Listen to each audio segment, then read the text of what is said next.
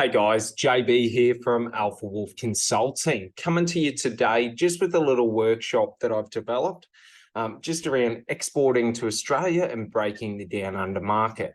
So this is a workshop targeted at or directed at exporters in third-party countries like India and things like that, and the focus on trying to break into Western markets.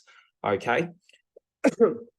So basically, breaking into the Australian market is seen as an untapped gem by a lot of industries or a lot of different people. And it's basically around the fact that it is such a diverse multiculturalness that there are overarching values that commonly bring Australians together. And then there are very specific niche or cultural differences that segment up Australia. So it's a very, very good market because of how multicultural Australia is, it's a very open and engaging market or marketplace.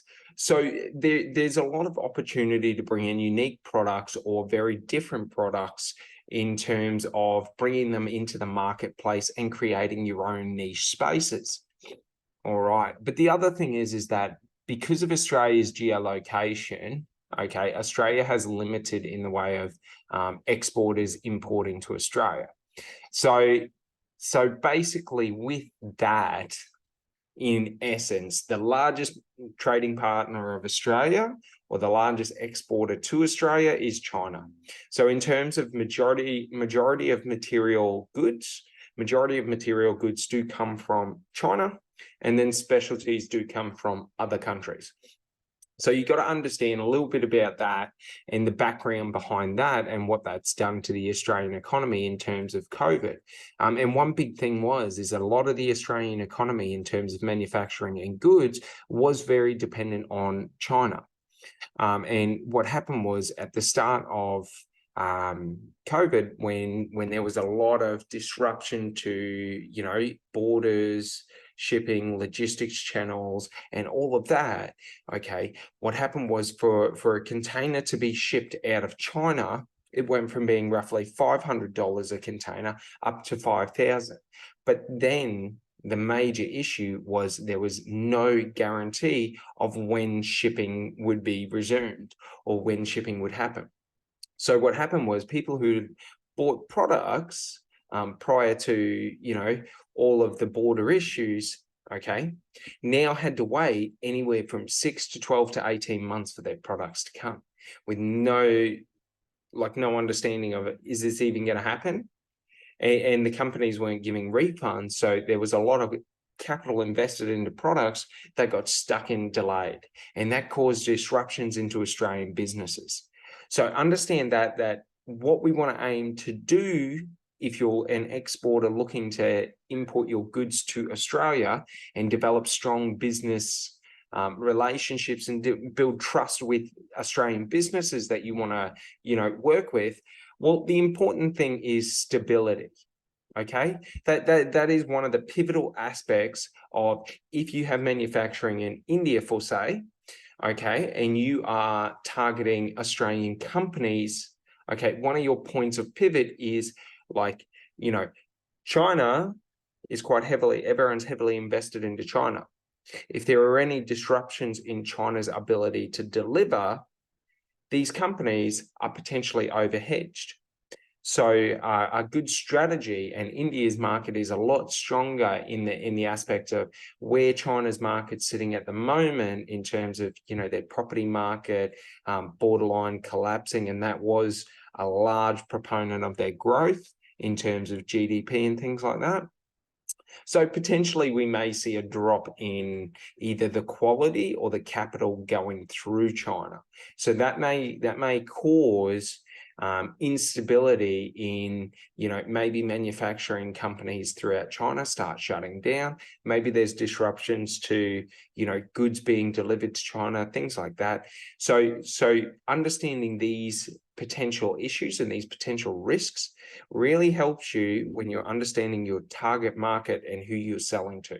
Because if you understand currently who they go through and what are the risks associated with that, you're able to now direct a conversation that is much more insightful and much more in depth from your buyer's perspective. Alrighty, so the three aspects that I'm going to talk today in this workshop that focus on it, okay, is understand that currently in the Australian market, because I am one of your potential clients or your potential buyers, okay, I have gone down the path personally to purchase through China, and I have had nothing but bad results. Okay, and I am your average small to medium, small business, okay, but any small to medium sized business or company that doesn't have large purchasing power or doesn't have a large amount of capital to invest into developing out their own white labeling, relationships in China and actually invest in having, buyers agents on the ground that maintain quality and all of that. For companies that don't have those kind of resources, okay, they rely on third-party companies and getting by with dealing with the subpar brands, okay? And the way they do that is a majority of the businesses in terms of that small to medium-sized businesses deal with in China are all, low quality or low price and high quality products, okay? And then when you get the product, it's a mid to low quality product, okay? But you've only paid chips for it.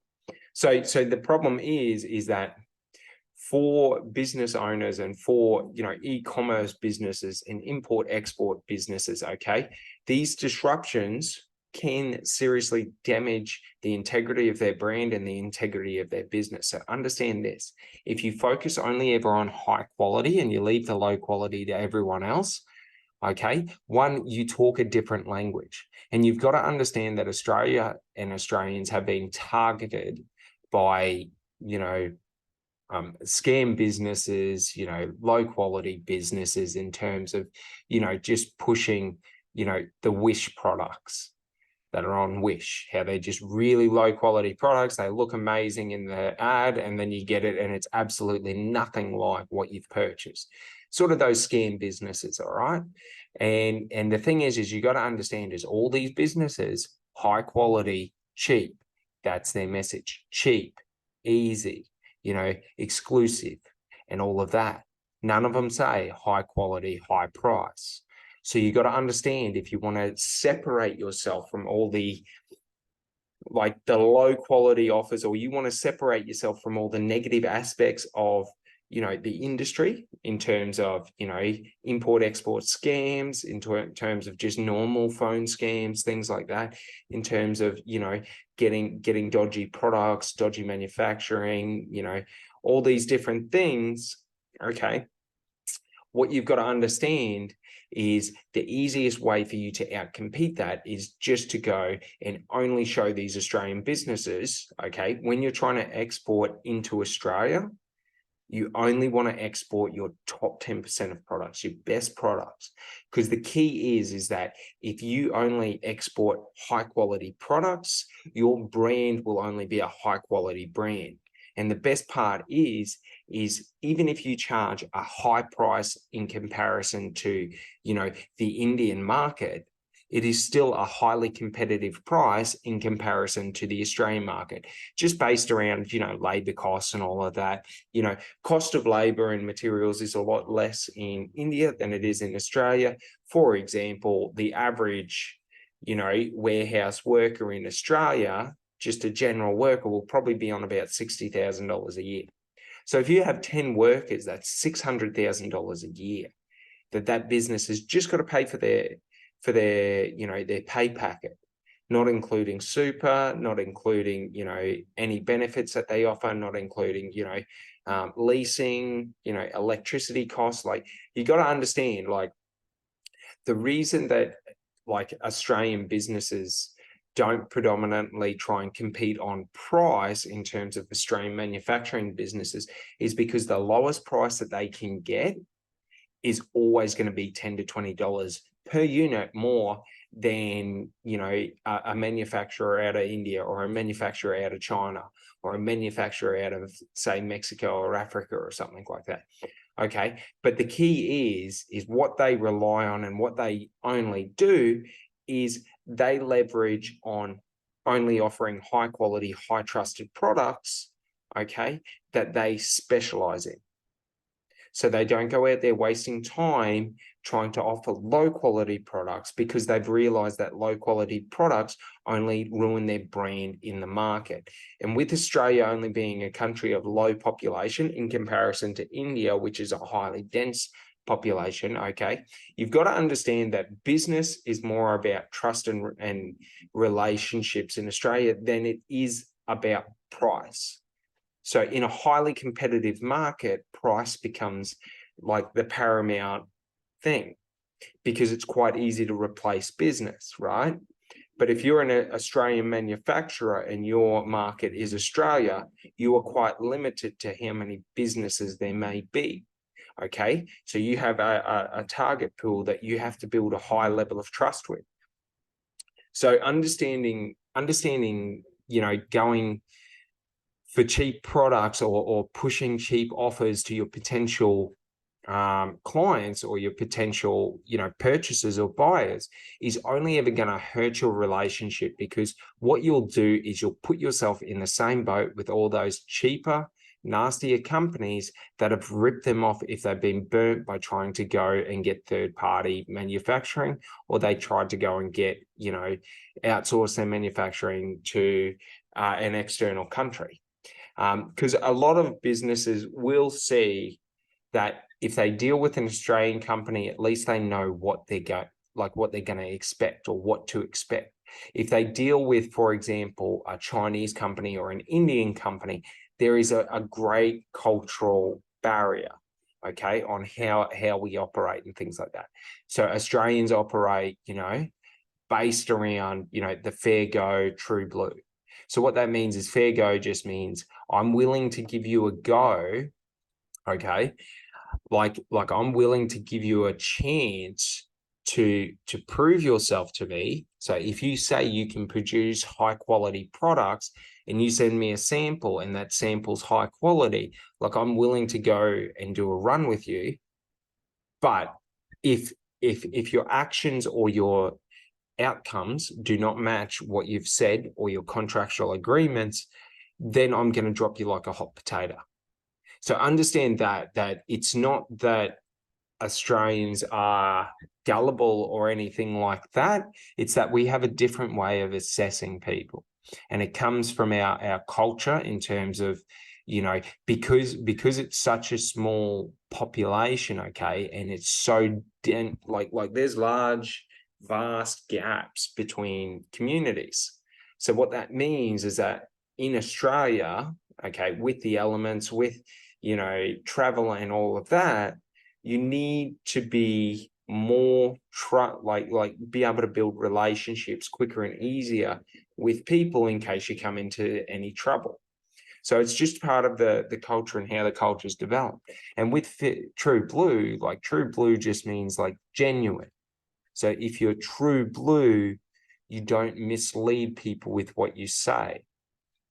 And if you understand these two core values, okay, that 80% of Australians will, you know, will basically practice in some form, you know, they might have been burnt multiple times in the past, and they're willing to give you a go, but you have to do X, Y, and Z before they even give you a chance or a consideration, okay? So you just got to understand that, like, the point isn't to win to sell a product or to sell an order. The point is to win business and make business easier, so that they can do business more frequently with you at a much easier way. So essentially, you know, if in the offers that you present, you're fair and reasonable, if in the way that you speak is genuine and transparent, you will basically break through a lot of those cultural barriers very quickly. Because if you're being honest and transparent to me, you know, part of the culture is I'm honest and transparent back to you, true blue. Okay. If you, for example, take a chance and give me value without asking for it, okay, asking for anything, and then you ask me to consider doing business with you, I am at a higher likelihood of reciprocating, you know, a fair go and giving you, you know, a fair go because you've given me fair value. Do you understand? So if you can find ways to have informational products or, you know, different things, like, for example, you could have a promotion where, you know, you'll do up 25 shirts for them that they can do as a giveaway. And these are, you know, high quality shirts. Boom. That gives them a chance for them to be able to build out their marketing or build out their business or promote their business or get some value that's going to be multitudes higher than the value of the material goods. So if you understand that, you can propose and position basically your engagements to give value without asking for something in return immediately, okay? Hearing them out and then asking for an action to be taken. So, you know, it could be, I'll send you 10 shirts. And what we've been running with other businesses is that we do custom shirts for a giveaway. And then basically, you know, if that goes well, and you're able to, you know, generate some stuff, maybe we can do it once a month and this is the price. You know what I mean? And you create a service or a product based around your product that you want to sell them, okay? And it's just a way to break the ice and sort of start doing business and building up trust in the relationship and building up that relationship. All right. So you don't want to compete with China, okay? And there's two types of sort of manufacturing in China. There's the highest of high quality, okay, because China does have that. You know, in comparison to their overall market, it's only a small percentage, but they do have some of the best in technical manufacturing in the world and some of the most state-of-the-art manufacturing, you know, districts and things like that and infrastructure. But the sea of imitation and knockoff manufacturing throughout China and the unregulation or you know, the lack of regulation and governing bodies does mean that you got to sift through a lot of those bad businesses that just sell terrible, like, quality products, and they imitate the good businesses. But you get that in all countries. So in all countries, it's what happens when someone is really, really good at something, people will imitate and they'll sort of, you know, boost their marketing to make it look like they're better than they are. And that's one of the good things, that if you focus on the quality model and you only present quality that you know you can deliver on, and you know it's high quality in comparison to the marketplace, like, you're only ever going to have positive experiences. And in comparison to these companies that are trying to discount and use cheap and all of that, you'll outperform them. Because even if these Australian businesses or companies or entrepreneurs don't go with you straight away, if they get burnt, they're coming over to you. You know what I mean? And all you do is, like, the goal is, you know, if you're only going with high quality, it's quite easy for you to, one, justify why it's a better option than low quality and cheap. Two, you get to name your own price. But three, you're not going to have as many returns, refunds, things like that. If you focus on quality, okay, what you're essentially doing is you're protecting their brand. Because if you only deal in quality, their brand won't get like tarnished, destroyed. For Australian companies, like, one of the biggest fears that any Australian retailer or business has is to be considered cheap. Okay, if you're considered cheap, okay, you're not trustworthy. So if I go to you, my expectation is that you're not going to do a good job. That is And that comes from this cheap Chinese imitation products that have been pushed by the large corporations. Because you know, back in the 80s, the 90s, early 2000s, like the large companies and corporations had a very, very big stranglehold on manufacturing. So no one could manufacture, you know, as good as, well, not as good as them. Like there was many smaller manufacturers that were much higher quality, but no one could get the volume that they could get. No one could, you know, get the brand awareness that, you know, they didn't have as strong a brand. They didn't have the purchasing power. They couldn't compete on price.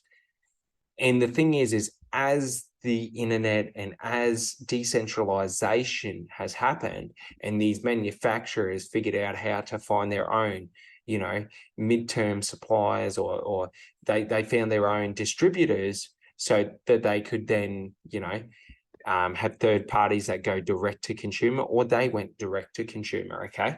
So that opened up manufacturing to small businesses, entrepreneurs, to the same standard and level that the large companies have.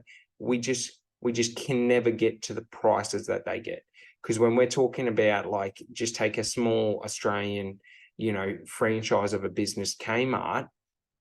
Okay, like no Australian like furniture business could ever compete with the size of sales that they do, just because they have so many stores around Australia, but also because their pricing is so aggressive. Like we're talking, you can get a you know, a bench or something like that for $15 to $20. Now, if I was just, you know, buying that from an Australian manufacturer, for a similar bench, I'd be up at $80 to $90, because about $40 to $50 would just be in the labor. You know what I mean? And then we've got manufacturing equipment, you know, we've got the facility, all of that. Like there's absolutely, so for so long, there's been no chance to compete. But what that's done is, because they've had a monopoly, these large corporations, they haven't cared about their consumers. That's why we see retail as, since e-commerce has taken off and broken out. Because think about e-commerce as just like unemotional commerce. So there's no, I don't have to pay for someone to explain to you what the product is. The product's just up there. There's information. You purchase it, great. You get all your information. The product's delivered to you. You know what I mean? If it's exactly as I've specified on the website in terms of my refund deal, even if it's not what you wanted, you've bought it. Like I've held my end of the bargain up. Okay. So we're making it less personal, but it's cheaper, because we don't offer as much for our consumers in terms of, you know what I mean? Like it's sort of like, this is the product, you've bought it, we've shipped it to you, you deal with it. Whereas in retail and things like that, you know what I mean? Because they were competing on basically, you know, trying to win the clients or win the customers, what they would do is they introduced all these refund policies and rah. So a lot of smaller businesses offer comprehensive refund policies because negative, you know, negative reviews, negative brands, you know, they hurt those businesses a lot more than these manufacturers in, you know, China and things like that. Because for them, because they're at such large scale, like they don't have to worry. So if you go through them and you purchase a product and you were shown a different product, they don't do refunds. You know what I mean? Or they may have refunds on their thing. But the thing is for the samples, they don't do refunds. So to find out if businesses are good or bad is a very costly process for small to medium-sized businesses. So being able to demonstrate the value of your product in their marketplace, okay, for them, is a very valuable thing, because it allows you to demonstrate, one, your expertise, two, the value of your product, three, the value of your relationship in terms of you add value to their life, their business. Okay, it allows you to show, you know, your ability to do what you say you're going to do. So it builds trust. And 3, it allows you to name your price because you are the expert in the industry. You do what you say you're going to do, and you create value in their life, meaning you dictate your value to them. You're not just trying to sell a product or sell an order. All righty. So that sort of wraps up on basically the, I guess, like the quality aspect of it and why it's important to have quality. Okay. Like, what we want to move on to now is building strong relationships. And you gotta understand, like, when we're building relationships, cultural differences, okay, are some of the things that will negatively affect you know, your ability to create a relationship if you misunderstand them. So just to the same, if I was trying to build a relationship with an Indian partner or something like that, and I don't understand cultural differences, and I talk as if, you know, people are of my culture and I don't respect their culture, it's going to cause a lot more in the way of conflict and friction. So the relationship will be a lot more testy, but a lot less stable. So what we want to do is we want to understand what are our cultural differences, what are their cultural differences, and how can we communicate, okay, throughout the engagement while respecting both parties, I guess, cultural differences. Okay, and basically to get through it, regardless of their differences, okay, regardless of whichever culture you live in or you're in, there are 2 key aspects of what makes you you: respect and trust. Regardless of your culture, okay, respect is always an important thing because it makes us feel valid. Trust is always an important thing because, like, it's very stressful to be in a low trust environment. If I'm in a low trust environment, I have to watch my back. I have to look out. It's dog eat dog. So the key is, if we can acknowledge those 2 things, and in our engagements and the environments of our engagements, we can build a strong level of mutual trust, okay, or mutual respect and mutual trust. Okay, that I do this for you, you do this for me. So it's not just I do this for you and it's all one-sided. It's I'll do this for you, but I want this in return. So that is one way that we build a strong relationship and we build trust, is by being very direct in how we talk. But also to that, you know, we don't want to be aggressive, we don't want to be combative, but we want to be certain, confident. Do you know what I mean? So if you're a manufacturer and you're exporting to Australia and you export high quality textiles, all right, so what I do for you is I'll deliver you, you know, 5 or 10 samples of your product, okay, at high quality. And if they're to the standard that you want, I would like an order. You know, you can be that direct, but you're also being respectful, because you're not saying to them like, buy, you need to buy this, you need to buy that. What you're saying is, I'm going to demonstrate my value. If my value is what I say it is, and you agree that it's to the value that you want, and I can beat on price or what have you, okay, like you will do business with me, or we will talk business, okay, like whatever it may be, okay. So typically, you know, for me personally, it's always in these sort of relationships, when we're building a new relationship, if I can do what I say I'm going to do, then you agree to do business with me and come on board. Like, it's just simple like that. Because, like, if we're having a conversation and you're telling me the needs you have in business, and I say I can deliver on that, and you say, well, if you could deliver on that, that would meet my needs, then the agreement is I deliver on it, we go into business together.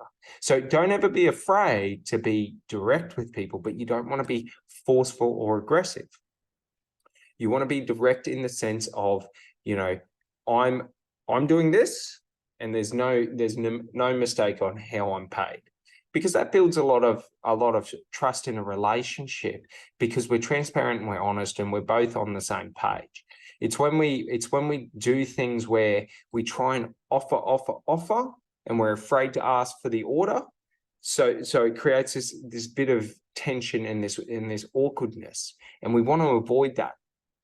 Alrighty. So basically, you know, like I mentioned earlier, the key values that make up, you know, to some extent, 80% of Australians' core values, and the two main ones are fair go and true blue.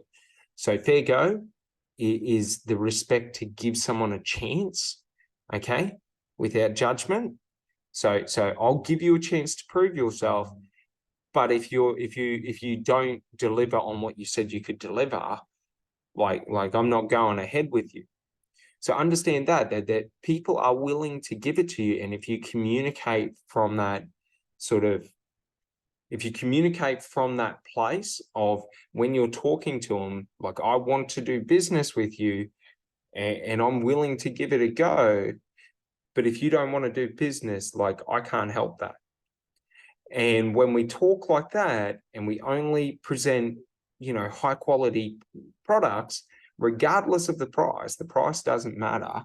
Okay, if we only offer high quality products, and we talk to people, okay, with a high level of respect, and we tell them that, you know, this is what we offer. We'd love for you to give us a fair chance to prove to you that we can deliver on the products that we say we can, and that we can make your life easier.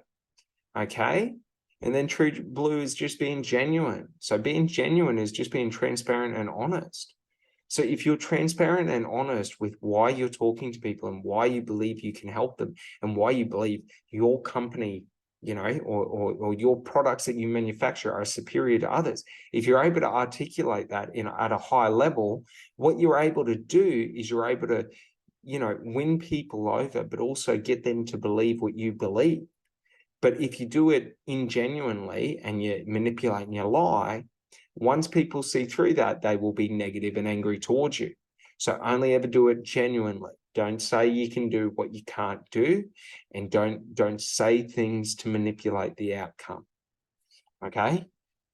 Like, identify your company values, identify values of other companies that you want to do business with, and talk through those company values. And you'll have a lot of success in communicating effectively, you know, relating your product, your manufacturing process, your skills, technical ability, and relating it to their company values, and how this product represents their values. If their values are, you know, high quality, or, you know, quality products, or, you know, trusted products, or something like that. Look, our manufacturing process is one of the most bulletproof in India at the moment. You know what I mean? This is how we ensure that we deliver a high quality product, you know, even on 1,000 to 10,000 order, or unit order. Okay. Or you could even go higher, depending on the size and the abilities of your manufacturing, okay? And it's like, you know, we do this at a high level. That's why I know this product is going to be for your, you know, ideal for your customers. Because if you're in, let's say they're a mechanical, you know, shop or something like that, and they do, you know, they specialize in servicing the mining industry, okay? And you specialize in manufacturing parts for heavy machinery. You know what I mean? If you're able to align to their company values that they sell themselves to the mining companies with, and you're able to create and promote products that are, you know, you find out what is the most commonly needed product that is difficult to obtain, or that is on high volume, and you figure out how to manufacture it at a high level, and then you open up these negotiations with these smaller third parties that contract to it, okay, and then they're able to tack this on as a new service, or they're able to get a consistent, you know, like a very stable supply or a relationship, or maybe you're able to do specialty parts for them or something like that. So really understand, like when you understand who you're targeting, you can then create your product to meet their needs. And that's really good, because when we can do that, if it meets one of their needs, it meets all of their needs. You get it? So like if we're targeting one company or one industry in the mining sector, then if we look at aviation, if we look at, the trucking industry, if we look at logistics, all these different forms, if we're creating parts and we're a parts fabricator, like what we're able to do is run the exact same process in different industries. It'll just be different parts, and potentially it may be different values or different, overarching goals that they're looking to achieve. Alrighty. So basically, how do you relate to an Australian company, business owner or entrepreneur? Instantly, it's just respect. In Australia, respect is one of the cornerstones of our culture.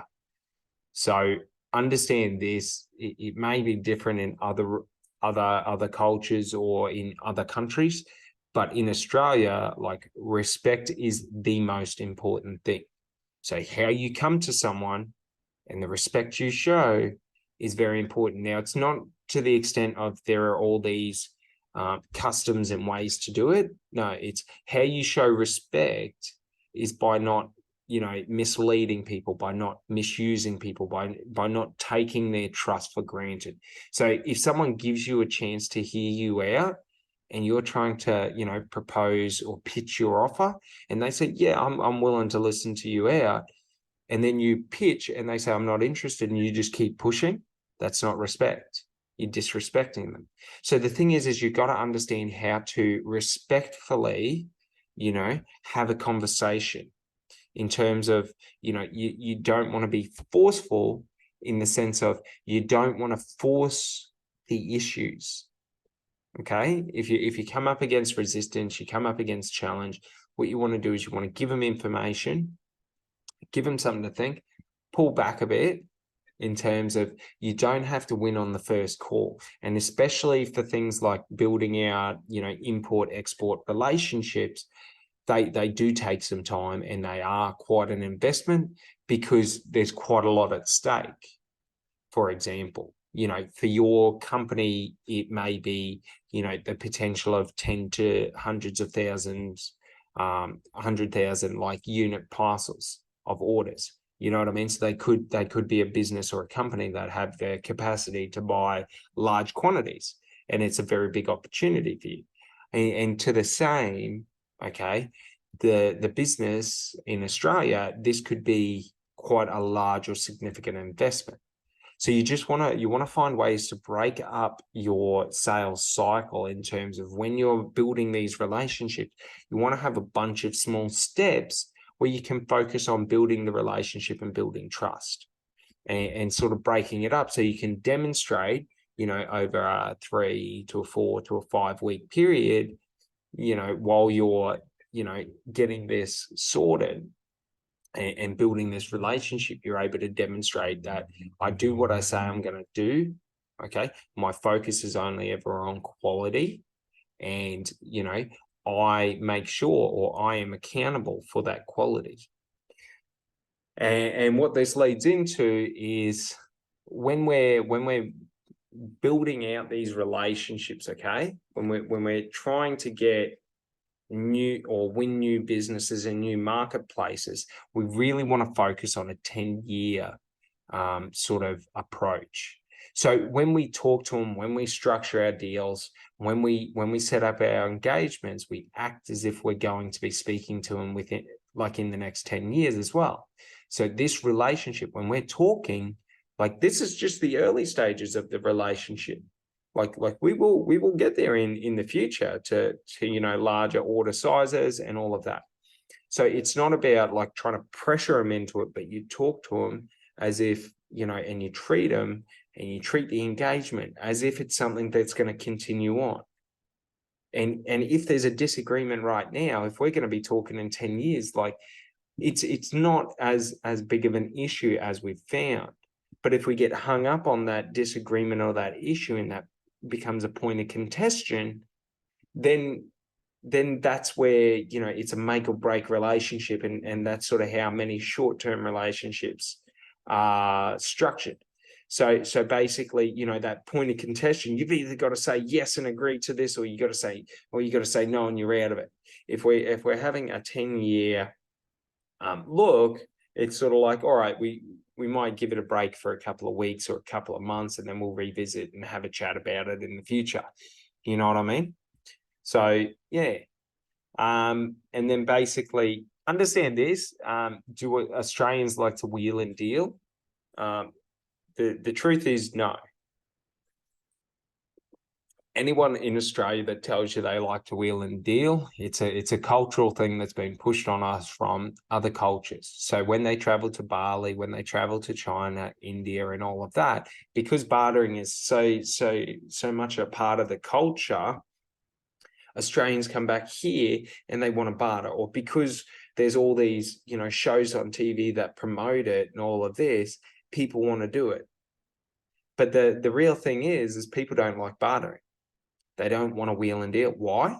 Because when they're selling their product, when they're building their brand, they don't want to have to discount or diminish the value of themselves. But they want to ask other people to. Do you understand? It's a hypocritical thing. So understand that if they do try to wheel and deal with you, just set a clear boundary of the price is the price. We don't wheel and deal because I would never ask you to diminish your value for me. Do you get it? So it's an easy way that you can put it back on them of saying that, you know, if you want discounts from me, am I able to ask you for discounts? Like how do you feel when your consumers ask you for discounts? Does that eat into your profits? Does that help your business become profitable? Because understand, like, the price is to the value of the good. So if you're offering high quality goods, okay, like you name the price because you've set the quality. If you're selling low quality goods, in terms of you're selling like a basic shirt and you're competing on price, you're basically 100% hedged towards price. So if they say, oh, I want a discount, you can't go back and say, oh, but I have the highest quality, because in comparison to the market, you're sitting in the price sensitive area where it's not about quality, it's all about price. Whereas if you're in the high quality, you can turn around and say, well, these are the ways that it's high quality.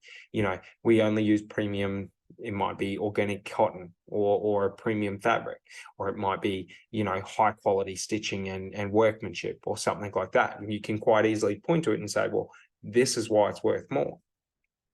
So it's a different conversation that you can have, but just understand, like, bartering isn't in the Australian culture because it's not like everyone wants a deal, but like if they come at to you for it, like, and they do it, they're just doing it as a strategy.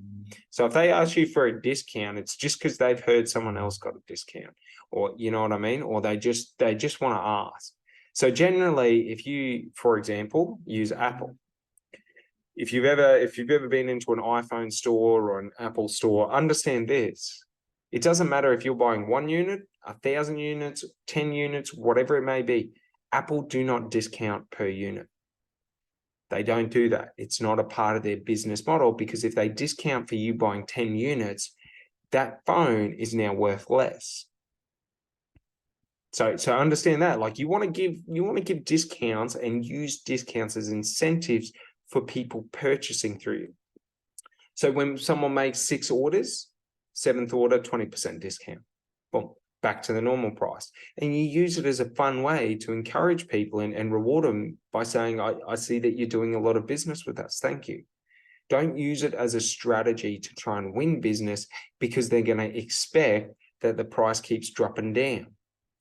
You can't run a business that way. You can't be sustainable that way, because the only way to be sustainable that way is to have the lowest cost of labor, the lowest cost of materials, the lowest cost for manufacturing, equipment, facilities, all of that. Whereas if you go for high quality at a higher price, you can have the highest quality labor. You can have the highest quality materials. You can have the highest quality, machinery and plants and, facilities and things like that. So understand, like, if someone tries to wheel and deal with you from Australia, put it back on them and ask them how, and depending on the industry that they're in, and depending on this and that, like, you want to be able to give them a deal to where, it's not discounting, but we can set a custom price. So we negotiate a price that makes sense, but it's not that we're discounting from the overarching price. It's that because of our relationship, okay, I'm willing to do you up a custom deal. You know what I mean?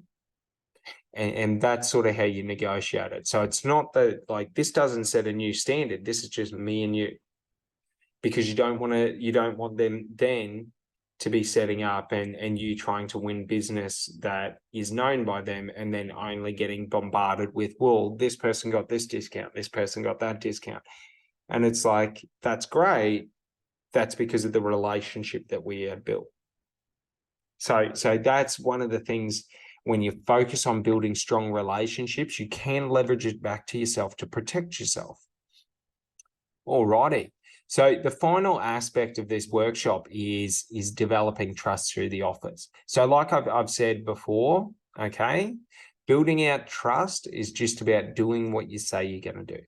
So if I say that I'm going to send you an email, in the next 5 minutes, and I send you an email in 20 minutes, I haven't built trust. So what you want to do is you want to under promise, over deliver. Okay. So I'll send you an email in the next 30 minutes, just outlining what we spoke about and, going through, some of the options we spoke about and how we could progress forward and rah. And then what you do is you send them that email.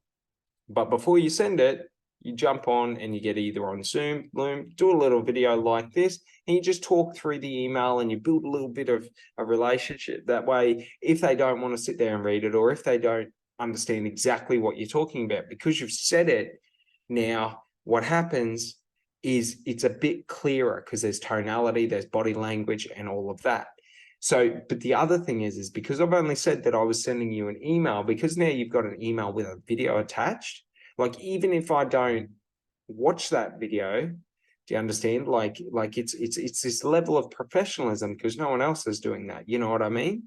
So what we want to do is we don't want to say that, hey, I'm going to send you like XYZ, the most detailed email that just outlines every aspect of everything that you are going through and everything in the process and all of that. We don't want to do that because that'll just create a highly dense email that is overloaded with information. We want to keep it simple, easy, and light, and we want to do things that can boost our professionalism.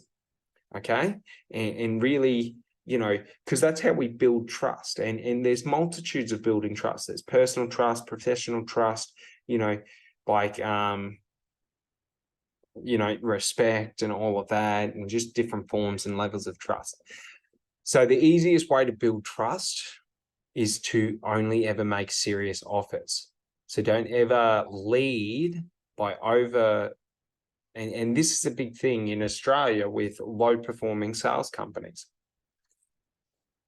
They misrepresent the true value or price of the product so that they can overload the price and then give a massive, discount so that they can say 80% off, 90% off. You know what I mean? But the price at 90% off is the true value of the product. Do you get it?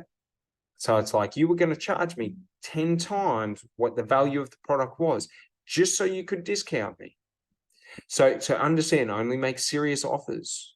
Like offer, if you're in textiles manufacturing and they're looking for a shirt, you know, like offer them only the highest quality materials, you know, only offer them the highest quality workmanship, and offer them at a price that you've determined. Okay, that is your price, and you leave enough profit in there.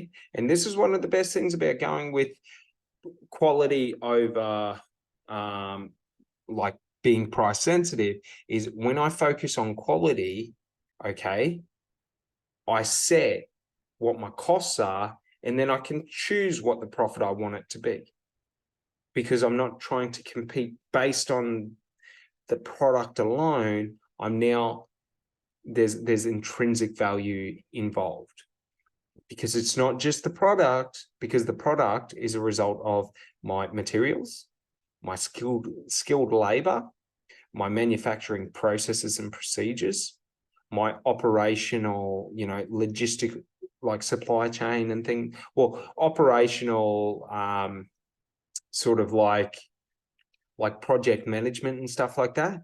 So being able to, if it's a 10,000 shirt order, okay, being able to go from bang, order in, to we've got the design done up, we've got the different sizing and shirts, and we can get it all, that order done from start to finish smoothly and effectively, while maintaining quality control and not blowing out timeframes, and being able to effectively then ship through our logistical supply chain, okay, to the consumer, like effectively, and not having these random delays of like, oh, it's stuck in customs or something like that. Like really understanding, you know, when I say that the order will be there within, you know, 3 business days, I know that it will, because 90% of the time it will be there. You know what I mean? And for the 10% of the time, this will be the common issue, so I can resolve that if that comes up, or have someone resolve it. Alrighty. So understand that when we're building trust up, a very important thing that we don't remember is that trust isn't just the actions we do, but it's the consistency of action. Because it's not, I don't trust you because you only ever do good things for me. I trust you because 80 or 90% of the time, when you do something, or you say you're going to do something, the outcome is this. So what I trust is, I trust in the behavioral pattern that if you say this will be the outcome. Just to the same in negative. So like consistency will either be positive consistency of you do what you say you're going to do, or negative consistency of you don't do what you say you're going to do. Like you always fall short. So that I know if I'm going to bring an order to you, there's going to be issues. Do you understand? So we want to build that positive consistency, so that when I come to an order, to order with you, you know, I know that you're going to do or deliver what you say you're going to do. And if there's any issues or problems, you're going to arrange and organize that and resolve that for me, and take that headache away from me. All right. Another key thing to remember is just like respect your clients. Okay. So that when you offer products to them, don't offer products that may hurt their business. So a key thing is, if we take the analogy or the case of, you know, let's say an e-commerce brand that sells shirts, and you're a textile manufacturer that manufactures shirts, okay, if they ask for screen printing, and you know digital printing, you know, you can deliver a higher quality product on it, to respect that client, you would turn around and say, we can do the screen printing, but it's going to be at a lower quality than the digital printing. If we do the digital printing, what we're able to do is we're able to consistently hit higher qualities at a lower rate of, for example, you know, what is it called? Not discrepancies, but like blemishes and things like that, and issues with ink and all of that. But what we're also able to do is we're now able to anticipate their needs, because when we respect our clients, okay, when we listen to them, we hear their needs. And if they're going through that, more than likely other people are going through that, other businesses. So what we're able to do is then anticipate their needs and anticipate the needs of others. So, you know, we can create content, hey, because if this person, or if you're talking to people and the majority of them are doing screen printing and, you know, digital printing is more valuable, you're able to anticipate the market and put out a hook or, you know, an offer saying, hey, have you been using screen printing? Want to find out about the future of digital printing? You know what I mean? And want to see the quality of digital printing on for your product? You know, give us your details and all that. Put in an order, and we'll ship you out express. You know, within a couple of days, you just send through, you know, your like your design or whatever it may be, where you want to present it, you know, all of that, colors and the sizes that you want, and you pay the sample fee cost, and we express ship it and we cover the shipping. Or vice versa, like we ship it to you, you cover shipping. And then what you're able to do, okay, is you're able to now win people from screen printing over to, you know, digital printing, things like that. You're able to demonstrate your value, but they may not have even known that there was a better option. They might not have known that it was in their price range. So that's one of the key things. Remember, only offer high quality options, leave the low quality to someone else. You don't need to. If you're going to do high quality, okay, and low quality, set up two separate brands. One that does low quality, one that does high quality, and you build those brands independent of each other. This is what large companies do, okay? This is what large companies do. It's how you protect your brand, and it's how you create that arm's length distance, so that if the low quality brand comes under fire, scrutiny, or trouble, the high quality brand shouldn't have any negative brand repercussions. Alrighty. Final stage, focus on being the highest quality, charge accordingly. Don't try and compete on price and charge as if you're an Australian manufacturer. Charge as if you are the highest priced Indian manufacturer. You'll still be cheaper than Australian manufacturers, but in comparison to your local market, you'll be making massive amounts of money quite easily. Okay? When you focus on that, and you only ever offer, when you're breaking into these Western markets, you only offer high quality options. What you're doing is you're creating your beachhead into that market, and then you're really, really building a strong foundation. Okay? Because if you ruin that brand, you know, you sort of just, you're thrown in with all the other companies that did that, all the other manufacturers. So what you want to do is you want to separate yourself, especially when you're going to small population countries or low population countries, because it's more tight-knit. Well, more tight-knit. Oh, I can't say that word. But basically, people are closer. People are going to be more exclusive in the sense of they're not going to be as inclusive if you are just like the rest. They're going to put you over with the rest, and then they're going to ignore you. Okay.